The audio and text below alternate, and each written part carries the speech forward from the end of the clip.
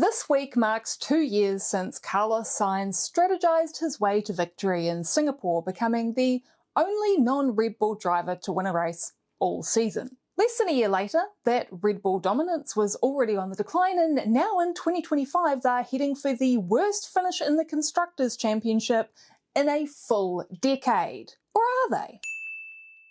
Kia ora, I'm Kimmy, I talk F1 in the world's second worst accent, and here's my 3 burning questions for the 2025 Azerbaijan Grand Prix. With Max Verstappen taking a dominant win in Monza, finishing a solid second in Zandvoort, and having a couple of wins at tricky, fast tracks earlier in the season, plus a not totally abysmal 4th place in Monaco, could Baku be the circuit where the Red Bull racing team show that they're actually back on the up and up, and that Italy and the Netherlands weren't just a couple of outliers? Now, Baku as a circuit is very fast, very technical, and in theory, when you look at the tracks he's been pretty decent at this year, should on paper at least be an opportunity for Max Verstappen to claw back some points. And now I'm not saying that he's still in the hunt to win a 5th driver's title on the trot.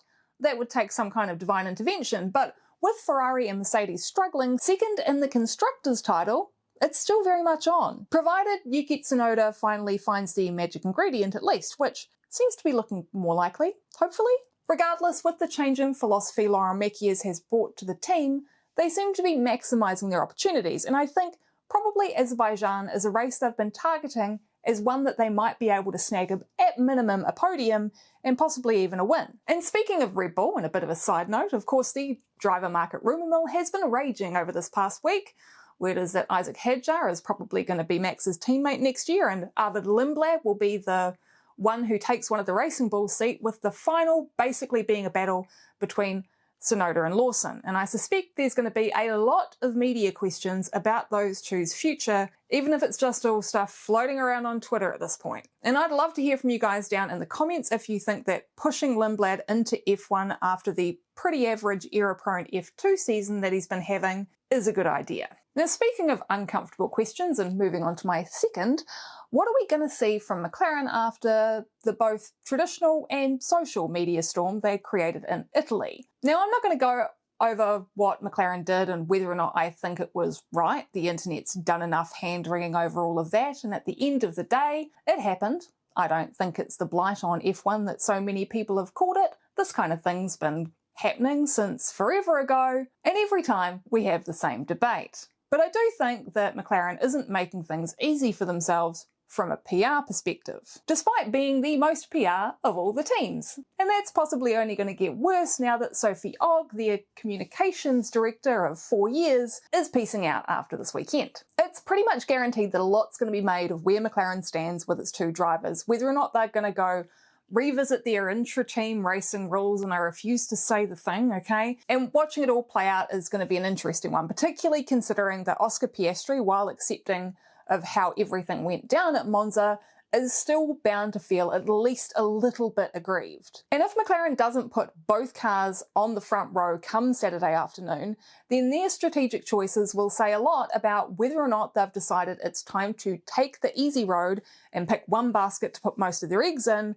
or possibly even the opposite, and that they're prepared to engineer a tighter championship, which might sound silly, but more intrigue equals more interest, equals more viewers, equals more revenue, equals more prize money. At this point, there's a balance between politics and the sentiment of more partisan fans that needs to be struck. And unfortunately, as much as I'm here for the midfield, as much as I am for the winners, you can't say the same about everyone. 2023 saw a drop in viewership when people stopped tuning in to see Max Verstappen win every weekend, and if McLaren decides to throw all their weight behind either Norris or Piastri and openly admits it, then that's not going to go down well with Formula One management, Liberty Media, and probably even the other teams. Let's be real here, a tight championship is going to earn them all a lot of money. So I guess be on the lookout for more evasive language and corporate buzzwords. My favourite. Speaking of favourites, shout out to my patrons here on the screen who've helped keep me warm this winter so my fingers can function on the keyboard. Spring has sprung, and now you're going to be helping me fill my freezer with ice, and probably my fridge with beer. If you'd like to become a patron and get your name in the credits, as well as gain access to my self-calculating championship session tracker spreadsheet that is a real mouthful, then you can subscribe for as little as $3 New Zealand a month, and it's pay what you like. the links down in the description, as well as right here on the screen. Now finally, with Ollie Bearman on the brink of a race ban before his first full season's even 3/4 done, will he put in a clean weekend, and will his current penalty point situation make him a little bit more cautious? Ollie's been a little bit unlucky with some of the points he's got on his licence this year. The collision with Sainz in Monza was a result of racing guidelines that effectively exist because of inconsistent stewarding. The red flag infringement in Silverstone was 100% warranted, but the one in Monaco was probably not.